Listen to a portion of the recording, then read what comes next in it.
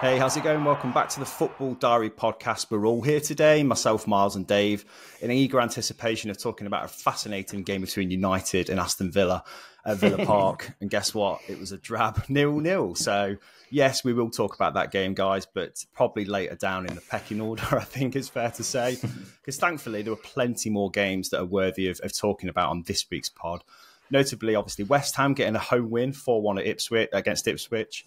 Brentford beating sorry Wolves 5-3, but we're going to start at the Amex Stadium. Brighton 3, Spurs 2. What a comeback. I mean, Spurs were 2-0 up, and Brighton somehow pulled out the bag, and it leaves them looking really good in the table so far. But so somebody who didn't watch this game, Myles, how would you describe it? Classic old Spurs, maybe? Is that a bit harsh? No, it was funny because actually at half-time I was thinking, well, we're coming on the podcast to talk about how Spurs have had a bit of a revival. They're looking at 6 straight wins off the back of that really impressive performance at Man United. And then first half they blew Brighton away with this rapid counter-attack. They looked really clinical going forward. And then they just stopped doing any of that in the second half. Their high line completely meant they were able to fall asleep far too often and let Brighton in. And it was kind of what we expected from this game, wasn't it? When both teams like to play such front foot football, push their defences so high, we knew that the wingers were going to get a lot of space in behind. And in the first half, Spurs' wingers did that. In the second half, Brighton's did. But Brighton were just a bit better at it. So it was a narrow one, but fair play to Brighton. Yeah, well, I think Spurs taking the lead as well with this Brennan Johnson, wasn't his 6th game in a row scoring. He looks fantastic the way he's been progressing this season. It all looked rosy, and obviously the James Maddison goal as well. I think Verbruggen should have done better for that goal, to be fair, Dave. But 2-0 up, Spurs are getting a bit overconfident, I thought. I think Maddison as well got some jeers from the Brighton supporters when it was 3-2 because he'd given them some stick when he actually scored. And yeah, it came back to bite them a bit, Spurs, didn't it? What went wrong for them? I think they took it the second half a little bit lightly by the looks of it. That old cliche, a tale of two halves. I don't think anyone could have imagined that game going the way it was, even with, I think some of the attacking talent now that Brighton have got, I think it's quite underrated to be honest, especially some of the young players they've got. I think Reuter's really slotted in really nicely into that team, and Minte brings something a little bit different to them. I thought the way that they actually pressed, the intensity, especially in the second half, it was similar in the way that actually Tottenham approached the first half. They pressed quite high and didn't give them many spaces to kind of build up from the back, and really forced Spurs into some uncharacteristic mistakes actually. And obviously, when they got that goal, it really gave them that confidence to then go on. But I just think the way that Brighton are looking now, I think under the new manager as well, I think it's really promising times. And I think if you look at a lot of the adaptation they've done over the last 2 or 3 years, for some of the players they've lost, I think they've done exceptionally well to continue in the trajectory that they're going in. Yeah, it's an interesting project, really, Brighton, because we kind of don't know if they're ever going to take it to another level. And by other level, I guess I mean sort of top 6 in European football, because they've always kind of got to that level and lost players or lost coaches. But it was good in this game to see that fight back happen, wasn't it, Myles? I think from a mentality point of view, it answers a lot of questions. As Dave was alluding to, Spurs didn't help themselves, really. Udogie should have done better for the first goal to get Brighton back into the game. But Brighton attacked the second half from the off with so much more purpose and intensity, didn't they? Yeah, you see the confidence that Fabian Herzler has instilled into this young team already. And I think a lot of people were wondering what kind of Brighton team would turn up at the start of this season. They lost some key players. They lost Pascal Gross, who's been such a leader for them. Obviously lost De Zerbi, who was so highly rated and got them into Europe for the first time. And then here they are. They're 6th going into the second international break. That's a fantastic doing for them. Albeit, obviously helped by Spurs. I saw earlier, this is the 10th time Tottenham have lost a game where they've led by 2 or more goals in Premier League history. It's 3 more than any other team. It's such a classic hallmark sort of trait of Spurs, and it seems nothing seems to be able to stop that. It looked like Ange was getting them playing really good football. It looked like they were building a bit of confidence. The way they dismantled Man United last week, I hate to bring it up, boys, but you look like a team that were going to go out and really compete for a while. And even without Son in the side, their attacking players look so good going forward that it looked like they'd be really something to worry about. But again, they show the fragility of being that all-out attacking, all-press kind of team. When you play that high up, even if you've got the recovery pace of Van de Ven, even though your wing-backs are incredibly fast players, they're so high up the pitch that you leave so much space in behind. And Mitoma in particular, he just pulled that apart, didn't he? Like Ndagi and Pedro Porro, defensively, they've had howlers today. And it's because Spurs are giving everything to try and get them forward. And they just didn't have the system for it today. And Brighton was so prepared for it. I totally agree with the comments about Mitoma as well. He was good from start to finish. I thought he was one of the bright sparks of the first half for Brighton when they were struggling, and he didn't sort of relent in the second half. In fact, his cross was so good for their first goal that forced the error from Udogie in some ways. And obviously, great assist for the equaliser for Jorginho Rutter as well. So, Mitoma just keeps getting better and better, Dave, doesn't he? He seems like one of those players that I'm still surprised they've got. And you do wonder how long they're going to keep him. But he's happy there by the looks of it. I mean, yeah, he's probably approaching his prime years of his career. What is he, 26, 27 now, I think? Yeah. So obviously had that really unfortunate injury last season where he did miss quite a big chunk of football as well. I just think it's good to see him back in playing consistent football. I think one thing you do say there, even if the team isn't playing particularly well collectively, he will always give you that individual bit of quality where he can actually change the game on a knife edge. He's just got that bit of extra sort of quality that he can actually make something happen. And I think every team needs that. If the more players you have with that quality, then you're doing very well. But I think you've also got to look at Danny Welbeck. I think that's 4 goals now this season as well. Clutch player. Yeah. You look at some of the experience they've actually got in this team, like you mentioned. Miles said they obviously lost Pascal Gross, who was such a great player for them over the years. They've still got James Milner in there, Danny Welbeck. These are very experienced players who I think you need at a club, especially we've got such a influx of youth in there now that I think their heads and their experience is going to really do well for them, to be honest. Yeah, I mean, it leaves both clubs in a really strange place now, doesn't it, going into the international break? Obviously, as you mentioned, Brighton end up in 6th, which is a fantastic way for them to kind of break up now, but leave Spurs with, 3 defeats in their opening 7 games, which is disappointing to say the least, Miles. How do they pick themselves up from this? Is there anything that the Postecoglou can kind of learn from? What is the biggest frustration, do you think, for him watching the team capitulate like that? Yeah, I mean, they're level on points with Brentford and Forest right now, which it's weird, isn't it? Because before today, like I say, I think we were kind of thinking that Spurs might be having a quietly a good start to the season. They had an early blip and it felt like they were picking up. But Ange, his face at the end of the game, he just looked bewildered. He looked like he had no idea how that had gotten away from them. And we've seen that before at Spurs with countless managers. And it just seems to be, it doesn't matter how much you change the team, how much you change the coaching staff, it's something that's just following them. And he looks frustrated, doesn't he? And over the international break, it's not like he's going to have a lot of time to work with the majority of his squad. There'll be plenty of players gone. But they need to get the right players in the right positions more often. I mean, Son's injury means that Werner is playing. And Werner is becoming like Adama Traore 2.0, where he's just lethally quick and he can beat any fullback and then do nothing with it at the end. And when you have that, Spurs could have buried that game a lot earlier. Johnson had one right before half-time, where if he makes it 3, then that's a tall ask for Brighton to get back into it at that stage. He'll just be looking for his teams to not just kill games off when they're in front, but also then be able to defend the lead. Because even going back to the United game, it was 1-0 at half-time. And it should have been a lot more, really. If they'd been clinical, that was a game they should have buried as well a lot sooner than they did. So although it was an impressive performance, it's still not quite the level that Ange will want from this side, you would imagine. No, well, they find themselves in mid-table now, but their goal difference is still +6, which I think is impressive for the position they're in. It kind of belies their position they're in some ways. But level on points with Brentford, who needed a win. They got a win and had the best possible opponent in Wolves to get that win as well. They picked them apart. It's probably the worst defensive performance I've seen from Wolves in a long, long time. 5-3 was the final score, and it probably should and could have been more, Dave.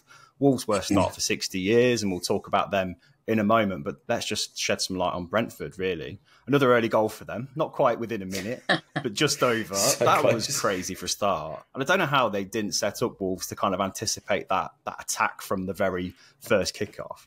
But yeah, that sort of eased them into the game, really, and set the tone, really, once again, for a really much-needed win. Yeah, I mean, I think what we can come to expect with Wolves whenever they're playing is goals. And Brentford have been ruthless at times this season. I think everyone's been really surprised, especially with, obviously, the exit of Ivan Toney.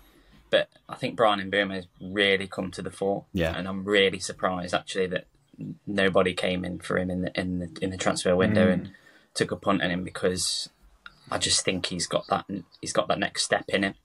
A lot of their attack transcends around him and the threat that he really brings. But then I think Kevin Sade, I think he had a good game as well, and Wolves just really struggled to contain them in behind in those pockets where Brentford just were able to find the space. And I don't know what's going on with that Wolves team. There's been times this season in periods in games when actually they've looked quite good. They've looked pretty compact. They're cohesive as a unit. But the defensive side of their game, it just doesn't look like they know what they're meant to be doing as a team. And it's just whether the instructions from the manager have become a little bit confused and nobody really knows what their roles are. I think it's quite worrying, the situation I think that Gary O'Neill finds himself in. And that's crazy to say because we were giving him a lot of praise last season. Yeah. Well, before we go in too hard on Wolves, Myles, let's just keep it on Brentford, really. And they deserve, I think, plaudits for scoring 5 goals, creating the chances the way they did. You've already mentioned that Dave was saying that Brian Mbeumo is having such a great start to life of this season with Brentford. But that's carried on from last season too. He was brilliant. Mikael Damsgaard, I thought, was a great link-up with him too. Their centre-backs, Nathan Collins and Ethan Pinnock, are a threat at the back and going forward. They're always up there for set pieces.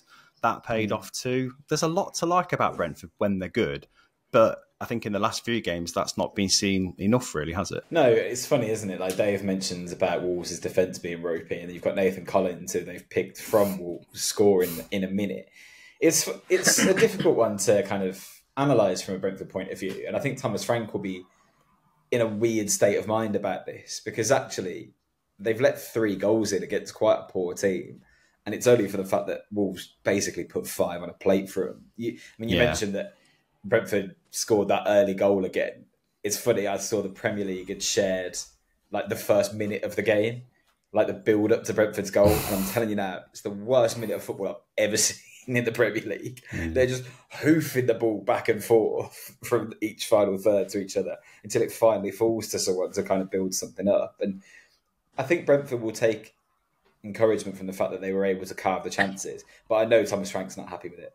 No, definitely no. It's not the way he wants to win a game. He wants far more control than a kind of boxing match like this, and Brentford have that in them. It's just fortunate that they've got someone like Mbeumo, who had that period last season where Ivan Toney was suspended, to really stake his claim for being their main man. And I think in the summer it was always a case that he was going to be the priority to hold on to. So even if a club had come in for him, they'd have been commanding huge fees, more than they got for Toney, definitely, because they know he's a player they could try and build their future around.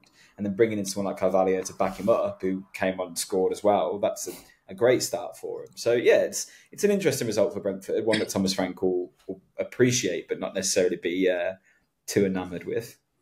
Yeah, I think a word of caution, I guess, for them to not get too carried away with a win that was kind of handed to them, like you say. And I think they'll be annoyed more than anything with some of the goals they conceded to Wolves as well, especially 8 Norris in the 93rd minute. They just switched off. Yeah. Strand Larson as well got in ahead of his marker and all too easily. So yeah, there's, I think, a couple of those goals they could have done better for. But either way, they needed it. They're on their form. They weren't exactly flying before this. But where does this leave Wolves, Dave? That's the question. We've mentioned how it's the worst start in 60 years. They're rock bottom of the table.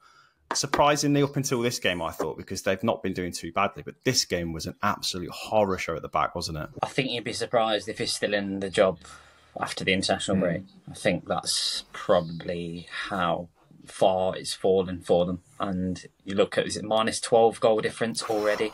Yeah. 7 games in. You know, it's ridiculous. And they've scored some goals. They've scored quite a few goals, Wolves, in this league. It's just they've not been able to shut the door. behind them, and it is worrying. The good thing, obviously, about it is we're only 7 games into the season. There's plenty of time to turn this around. So, but you wouldn't think that they wouldn't make a change now. Like for me, I just think it's now or never to make that change. You don't want to get into Christmas and be in and around that relegation zone and leave it to that chance. I think that's the worrying thing for me is that they kind of do leave it to chance and it ebbs away from them because they've had a really difficult start, haven't they, Myles? To their defence, really, they've had probably the worst start out of any team. But this was the game where they could have had a bit of respite and should have done because the next one's Man City. It is a really hard start, but even if you look at the back end of last season, they're on 1 win in 17 now in the Premier League. That's I didn't know that. That's shocking. Yeah, and we're only 7 into this season. And we can attribute some of their poor form to them selling Kilman, selling Neto, and not really replacing them. But the back end of last season wasn't good either. And what's surprising is, by the sounds of things, the owners have come out and said they're not going to make a change now. I really thought they would. I mean, I messaged in the group, didn't I, saying, I reckon we've got to find the right time to record this week to find out whether or not Gary O'Neill's gone or not. Dave quickly replied that he thought Ten Hag would be gone too, but that's another story we'll get to later, I suppose. Yeah, I think... I feel for O'Neill because, like I say, the turmoil in the summer, their recruitment's been really, really poor. But you should still be able to organise a defence better than that. And the midfield just looks so poor. Like, Lamina gave the ball away so cheaply on so many occasions. Yeah. And he's kind of a player that they've hung a lot of hopes on this year, that he's wearing the captain's armband really often. And it just doesn't look good enough for him. And when you're talking about Southampton on their worst ever run of defeats in Premier League history for them, and Wolves are still below them. That's a worrying picture we're painting. Yeah, well, an entertaining game for the neutral. Nonetheless, I enjoyed watching it. The goals going in left, right and centre was good to see. But Wolves fans, I think, will rightly be concerned by that. Let's dive right into the London Stadium. West Ham 4, Ipswich 1. West Ham needed a win day, didn't they? They were really looking for some positivity to the home fans. And I was worried that this game, if it didn't go their way, Lopetegui would start to be talked about as being under pressure too. But it was actually quite easy for them in the end, wasn't it? It was. And I think they'll be thankful that they played the game at home, because as Villa found out last season, Ipswich are not a straightforward team to play against. They carry a lot of threat going forward, difficult to defend against in press. But West Ham and I think Lopetegui definitely highlighted some areas where he thought he could probably take advantage of that Ipswich defence. And if you look at how well they exposed their playing out from the back, they made so many mistakes playing out from the back, a lot of their goals. And to be honest, it wasn't a flattering scoreline. It could have been 6 or 7, the amount of chances they created in this game. And a lot of it was down to Ipswich's kind of shooting themselves in the foot, really. But I think what they will obviously be really happy with is the likes of Jared Bowen getting on the score sheet.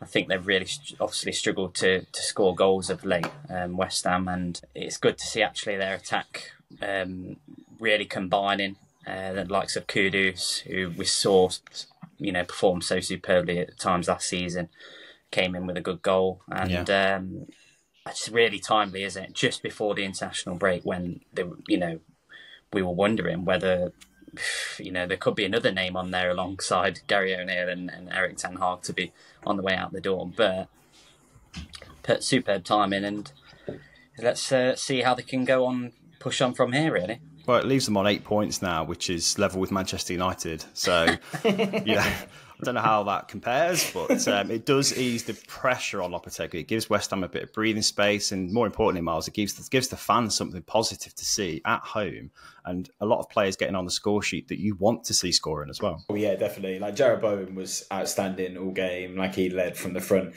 I think having him still there, even when the club kind of changes and rebuilds and bring in all these new names, kind of gives them that stability. West Ham for years have been built around like central characters that feel a real big part of the club. Declan Rice before, Noble before, and Bowen's impact is outstanding. And for someone like Antonio as well, it feels like West Ham have been trying to replace him for years, and then here he is popping up with a goal again. And it's good for him. He shows that he's really valuable to this squad, regardless. And defensively, they were far stronger as well, weren't they? Like, Tadebo's now started 2 games. Great games. much, much better for them. And that's always going to be a real big impact signing when you've got him bedded into that team. So yeah, much more encouraging from West Ham. This is kind of what we expected West Ham to be at the start of the season, isn't it? We were talking about them as potentially knocking on the door of Europe and a team that could really challenge. And we haven't seen any of that yet.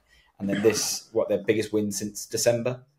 That's what you want to do going into an international break to show, we've clicked now. We've got some time now to build from this. Yeah, a lot of positives, but made very easy, Dave, by an Ipswich defence that was shocking, really. I think even the goalkeeper as well, Muric, had an awful game. There was a lot of confusion at the back.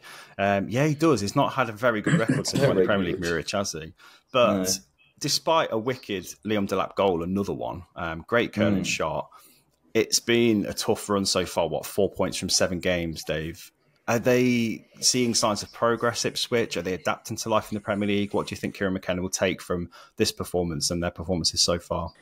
I think there's a fine line, isn't there? I think the balance in the way they're trying to play their game, they're getting found out at times. We've seen it countless times through this game. I already mentioned the defensive mistakes they've made. I think not being tight enough as well, finding that balance about pressing aggressively and standing off. Like, for instance... the Jared Bowen goal, Calvin Phillips. That's probably some of the worst defending you will see all season. He hates that stadium, doesn't he? I feel for him, yeah. It does look like being at West Ham. I just think, that's a player that should be coming in and giving that experience. This is really an experienced Ipswich team that need players, senior players, to come in and give that sort of awareness and intelligence, kind of give that bit of guidance to the rest of the team. And I do think it'll be interesting to see where they are kind of come Christmas, because I think there were positive signs in that Villa game. And although Myles will probably tell you, Villa just weren't at it that day. I thought there were signs in that game where they can hurt teams. They're a threat, definitely. But it's about balancing, having that attacking flair and being able to keep the door shut at the back. And it'll be interesting to see where they are. Obviously, by Christmas, I think they can be. It's going to be a similar story, I think, with them and Leicester. To be honest, I think that whether there's an unknown there about whether they've got the quality to stay up, but I think a real quality coach like Kieran McKenna, I think he can definitely pull them through. That's the question, I think. From my perspective, I was wondering whether Ipswich could kick on and sort of establish themselves as a Premier League team and consolidate and avoid relegation. And on paper, I guess their quality isn't quite there, but it's how much coaching they have, isn't it, that can steal a win here and there for them and get enough points on the board. I think you mentioned Liam Delap. That's 4 goals this season. He's fantastic. Yeah. So they have a few talents who you think could do it for them. I suppose the question is, are they in a position to reinforce in January, Myles? Do you think that would be wise for them to try and look at survival? Or do you think, I know it's only 7 games, but as an Ipswich manager and chairman and board, do you think should we just kind of prepare for the worst and not spend too much right now? I think they put a fair bit of money behind it in the summer, didn't they? And they brought in a lot of Championship talent that were kind of some of the best of the best in the Championship as well. So they're secure for next season, no matter what happens, really, if they go down. I think it would depend, because if they invest heavily to try and keep them in the league, McKenna goes in the summer anyway, doesn't he? If we're honest, McKenna's not there next year, we imagine. So it's hard to say that investing in this current project with players that McKenna would want to bring in, if you are expecting a managerial turnover, that's a difficult decision to make. And there's still better players in this squad. I think they really missed Tuanzebe this week as well. I think the amount of problems that West Ham were causing them going down the flanks, he's been really solid for him so far. There's more to come from Ipswich. I think we can be encouraged enough by some of the performances, even if not the results, that once that first win comes, you feel like they'll be able to build from it. No need to panic then for Ipswich fans, but reason to smile for West Ham fans. Dave, Man United 0, Villa 0 at Villa Park. What side of the fence are you sitting on after that result? Are you panicking or are you smiling? How are you seeing a draw for the optics of Ten Hag's season as we move on to this game? I think I'm feeling quite apathetic after it, to be honest. The moments in the game, I thought we controlled. The first half, I thought we were reasonably comfortable. There weren't really many moments where I felt like there were positions where Villa could hurt us. But also, I feel like that this is the pessimist in me. Villa didn't really turn up, if we're being honest. And it felt like that for both teams. I thought the game was there for the taking by either team. Yeah. Well, I said at the start, didn't I? I was really hoping this would be a great podcast because of this game. But I guess it didn't fulfill our expectations, did it, Myles? But there were so many factors at play. Obviously, European football for both teams. How did you rate Villa's game and how that performance played out? Are you happy with the draw based on the way Villa actually played? I don't think I can say I'm happy with it. It's difficult because in the circumstances, I'm happy because we've come off the back of our best performance maybe in my lifetime, and we've kept a clean sheet, which we've not done in 12 games in the league, which is huge. I'll take that. But again, injuries are just hitting our squad left, right and centre. And we talked a lot at the start of the season about how Villa would balance Champions League and league football, and Newcastle was this kind of standout example from last year. And midweek we lost Ramsey and Onana, and then in this game Ezri Konsa goes after 11 minutes, and you think, it's just typical. It's so hard. That's three very key players that would have been very important to have in a game like this as well. Like we saw last week how easy it was to drive through Man United. Onana would do that so well. Ramsey would do that so well, and also it keeps the squad fresh. But they look tired today. They look really leggy. So I think to nullify kind of most of the threat that Man United have, if any, at this stage, that's a positive. Sorry. I don't even mean that as a dig, but it's true. Like, if you're on your knees, like injury-wise and fitness-wise, and you keep a clean sheet against a team that took 6 points from you last season, I think you have to take that. But in every other circumstance, you would expect us to win this game. Like, people were talking about like it was a foregone conclusion before kick-off because of the form of the two sides, but the external factors got in the way today, definitely. Are you saying that is a factor, fatigue? Do you think that played a big part in it, the exertions of the Champions League game? And obviously there was a lot where Villa fell short. United too, but keeping it on Villa. You said Morgan Rogers was off the pace. He was kind of the engine really that you were relying on really to kind of drive forward through United's defence as effectively as Spurs did just a week before. But never happened, thankfully, from a United perspective, because we were there for the taking. But I guess Villa were too, weren't they, in some ways?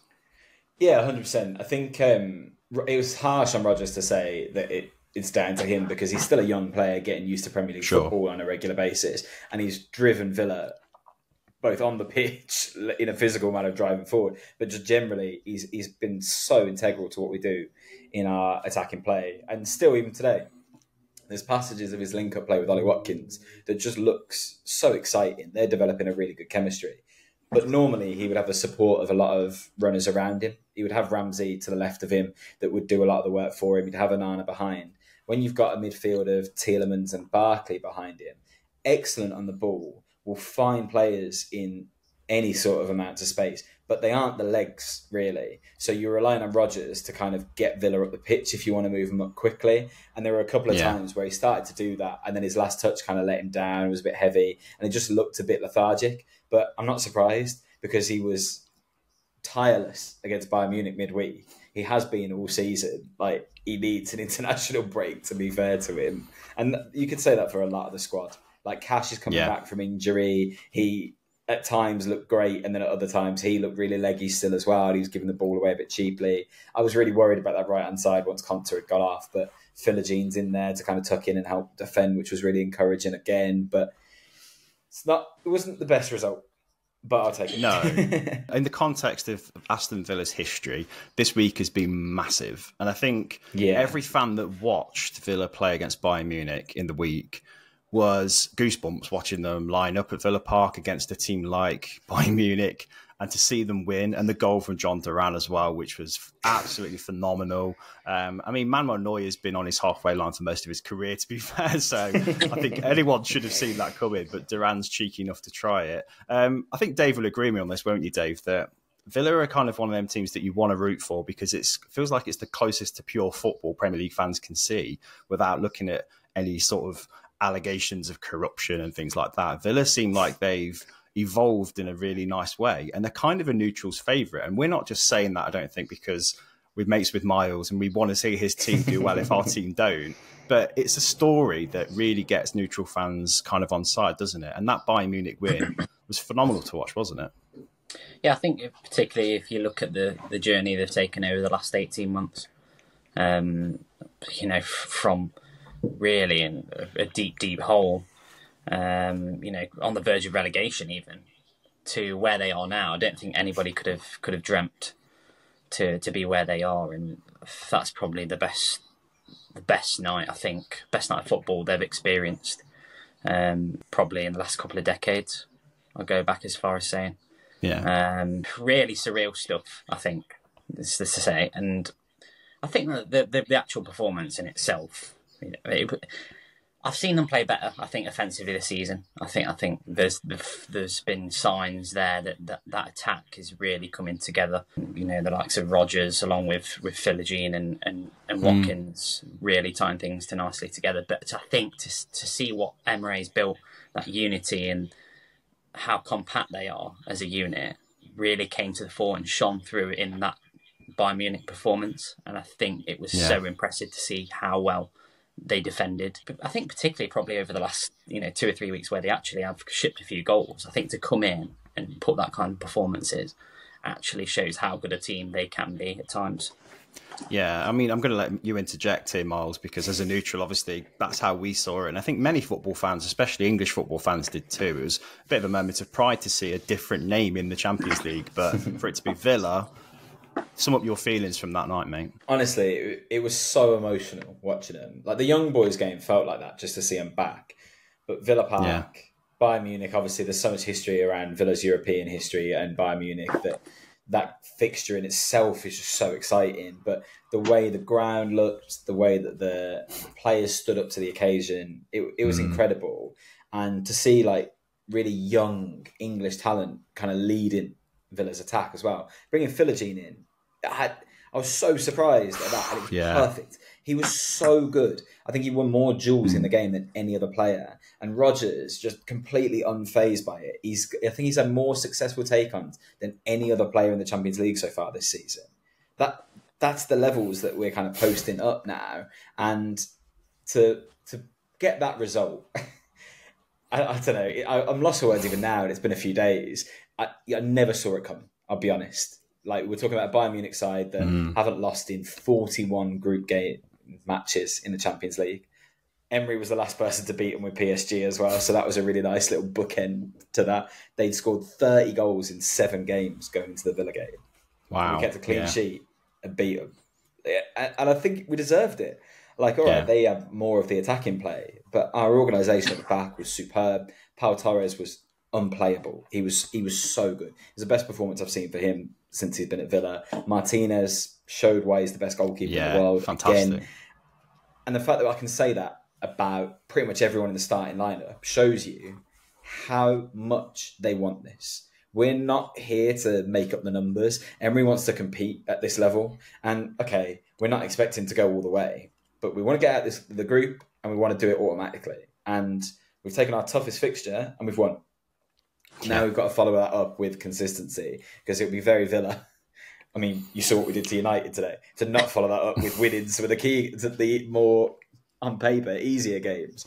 But it was sensational. It was such a great moment, and it means so much. It was on the anniversary, the 6-year anniversary of Cabbage Gate, where Villa are in the Championship drawing with Preston and a fan threw a cabbage at Steve Bruce. Beautiful symmetry. 6 years later.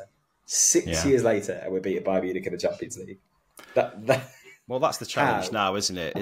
Is Villa have got to make sure that they can prove that they belong in that company and belong in the top 4 of the Premier League, and who knows beyond. That is the challenge, and how much they keep together that squad, how much they keep Emery happy, is all there for the kind of hierarchy to do, really. And that you can see them doing that, and the confidence within the whole club at the moment and the fan base is great to see. Dave, I'll go back to United just to dampen the mood a bit more.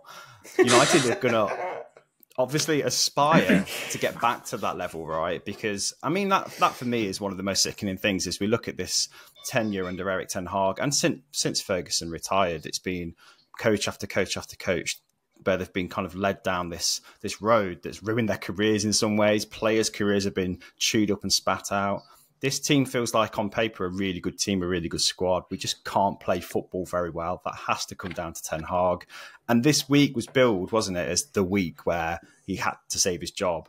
And looking back at how the week's gone, obviously a point against Porto, a point against Aston Villa.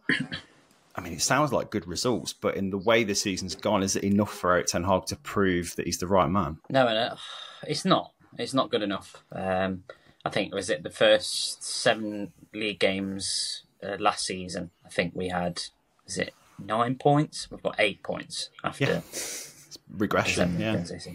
I mean, it's not good, and he's not doing himself any favours. He's contradicting himself a lot. He's spoken in the past about not, having to change the back four so often because of injuries. I mean, he's changing the back four now because of rotation, apparently.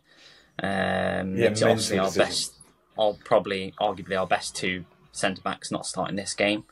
Saying that, Evans played really well. He did. Yeah, I did. Come off. I did. I thought Johnny Evans was probably the best player on the pitch, to be honest, for us. And it says a lot that he can't get the best out of whoever is on that pitch. There isn't many players in there who are going in there and performing consistently, and there's not many games where you're coming out and saying, this player played really well, they played really well. I just don't think he's getting the best out of them. And if you look at our style of play now, what is it? Because yeah, I can't even describe. It's just patterns of games where, for instance, the first 20 minutes against Porto, I thought we did quite well, to be honest. I think we were probably a little bit flattered scoreline by the goalkeeper. I think didn't do himself any favours there. But first 20, 25 minutes, we controlled it really well. We have these periods of games where 10, 15 minutes, everything just goes out of the window and everybody panics. Yeah, that's it. It's panic. It's worrying to see. And to see us 14th in the Premier League table, I mean, it's not surprising when you actually watch us play. We look like a mid-table team.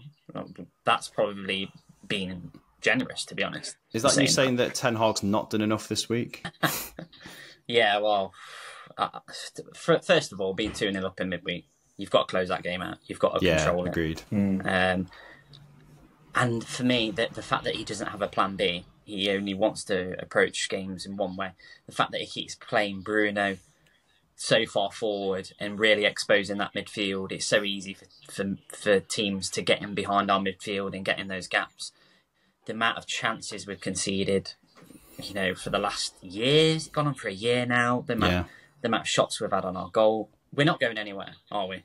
Let's be honest. No, it's not going to improve. And he keeps saying trust the process. Miles, what is the process, mate? I made my feelings clear last week on what I thought about Ten Hag. I think it's time for a change because the hierarchy's got a structure now that makes sense. The team and the squad have got some fantastic young players as well. So there's a direction there. The only anomaly seems to be Ten Hag. I mean, is that the case in your eyes? Yeah, he's got to go. He has to go. I've said before in the podcast when it's come to other managers, I hate the idea of having a game to save your job. If it's ever at that point, a game doesn't change anything. No. Like, you can get a result at Villa Park today. It doesn't change what's come before it. And it definitely isn't going to change what's coming after, if we're honest. They're so far off it. And there's no consistency to it. Dave says they've got no plan B. I don't know if they've got a plan A. Like, I watched them today again, and there's no attacking patterns. When United are going forward, I don't know what they actually want to do with it. Like, yeah. Let me not talk about Villa because I think it's an easy comparison to make. If you look at someone like Arsenal, you know how they're going to attack the ball. You know that they're going to patiently build up just outside the box. They're going to look for one of the fullbacks to overlap Saka, and he's going to cut inside, or they're going to look to get it in deep to Havertz, or they're going to let Martinelli run in. You know, there's patterns where they've got options, and you can see what they're trying to do to unlock a defence. That is the case at Villa. That is the case at Liverpool. At United, I watch them, and I think their only thing is hopefully Bruno can hit one in from 40 yards at some point, or hopefully Rashford can cut inside and something will happen. But it doesn't ever seem purposeful. And that, to me, is the most worrying thing. You've brought in so many of your own players now. You've changed the coaching setup. Something should show. If you're not getting... There are other teams, like we talked about Ipswich earlier, that aren't getting results, but you can see what they're trying to achieve. There's a style of play that looks like it could click. I don't see how this United team changes until you change the person in the dugout. Because you're right, Mike, there are some talented players there that someone else could get better out of. Some very overrated players and some players that are letting him down, if we're totally honest. It's not all on Ten Hag. True. Some of those players look so dejected from the club. I said to Dave before we started recording, every time I see Marcus Rashford, I haven't seen an expression on his face all season. No. He looks like he fed up. doesn't want to be there. And I feel for him to a degree, but also pick it up. Pick it up and drive it forward. Like, be a part of the solution. Like, someone like Maguire is a perfect example of that. Not necessarily fancied by Erik Ten Hag for the majority of the time. But when he comes in, he's going to give everything to be the best version that he can on that pitch. And United need more of that. And it looks like they don't have that anywhere right now. And I worry about them. Yeah, well, damning verdict from us all, I think, on Ten Hag. And I don't think I've seen the fan base as united against him as they are now, Dave. Another strange thing today as well. He's tried everything. You look what he's done with that centre back pairing. He's brought Anthony on instead of Ahmad when it looked like bizarre. Anthony was finished pretty much. He's not really had much game time at all of late.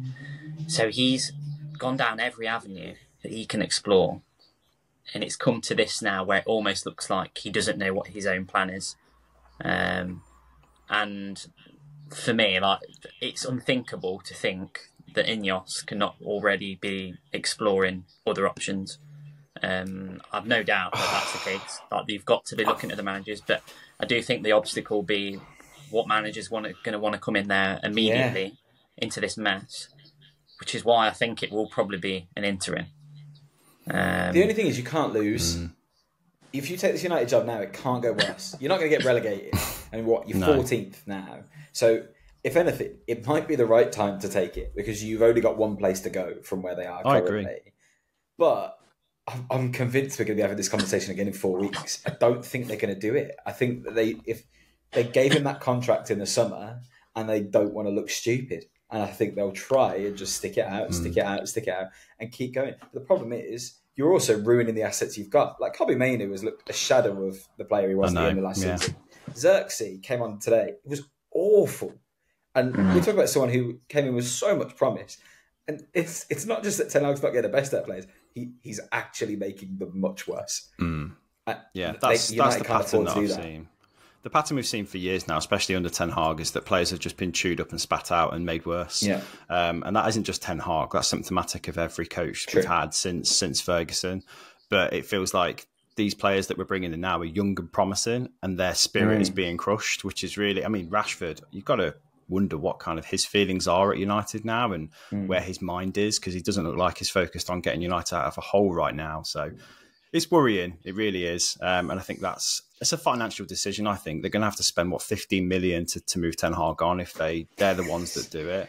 And I think they're penny pinching to an extent, but then how much financial loss are we having from players losing their value and missing out on European competition, etc.? The list goes on. I think it's time to move on, surely. And then you've got to pay someone new to come in. And who are you going to get in? Because if you've got to get someone out of a club, that's another fee that you're paying. Like if they wanted to move for McKenna again, Ipswich are going to ask for silly money because they did. I've heard Solskjaer mentioned again, weirdly. Yeah, ridiculous. The fans were singing his name today. I heard it from the TV. They were singing his name again. Who do you get though? Who do United go and get now that improves the situation? I don't know who's available. That I think the chance for Tuchel. I'm not sure Tuchel's a good fit, but not long term. No, I don't think. No. Well, he's never been long term for anyone, has he? That's the problem.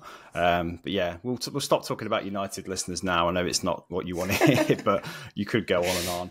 That's about time for our podcast to come to a close. A few more games to kind of run through the results and worth mentioning. Liverpool obviously beat Crystal Palace 1-0. Diogo Jota there. Arsenal win 3-1 against Southampton after going 1-0 down to a Cameron Archer goal, which was a shock to the system, but they've pulled it back. Leicester got a much needed win against Bournemouth. And Everton drew to Newcastle in another terrible game, 0-0 this weekend. Any games stand out for you guys, Dave? Anything there that really caught your eye? Actually saw some of the Forest and Chelsea games. That's true, yeah. I thought Sells in goal for Forest was absolutely out of this world. Some of the saves that he made in that game really, really rescued a point for them. And I was actually quite surprised they managed, because Chelsea have played really well actually over the last few weeks. Yeah. Best of the rest for you, Myles? What stood out for you, mate? Talked about potential European hangover and fatigue. Well, Arsenal beat PSG midweek and then fairly convincing at Southampton in the end. I know that they went behind, but Saka is something else, isn't he? What, 7 assists in 7 games? Can we just say about that Arsenal win against PSG? Because I was listening on the radio and he was saying Arsenal pull off a brilliant result against Champions League contenders, favourites for the Champions League. I was like, are they? They're kind of like the Spurs of the Champions League, aren't they? PSG. Like, they've been in a position, in great positions over the years to go on and win it, and they've not. It's true, and it is definitely like the weakest PSG team we've had in years, in so many ways. But you still have to say Arsenal were excellent in the game. Like they were, they were, and it's one of the harder fixtures they're going to have, and they made very light work of it. They were really, really good. I thought they controlled it so well. The midfield was brilliant. They're still missing Odegaard, and they're putting performances like that out. Marino's come in, that looks good. Calafiori's settled, that's good. They're not bad, are they? No, they're not bad. Well, I haven't even mentioned that Man City beat Fulham 3-2. They did pretty well as well, actually, City. It's a good game. The only consolation I can take from that game is that Haaland didn't score again, and seeing his frustration makes me quite happy. So I'll leave it there for Man City. And that's it for the Football Diary podcast this week. It's international break, guys, which I know we love on the pod, right? I used to. I don't know how to make it at the moment. I'm just Miss Southgate. Just want it back. It's a tough one, isn't it? But we'll be back, of course, next week to talk through England and how they get on in the international break and any other headlines that stand out to us. But until then, please do go like, follow, subscribe everywhere we are on socials and, of course, on YouTube if you're watching on there. But until next week, guys, thanks for your time. As always, see you soon. Thanks, man. See you again.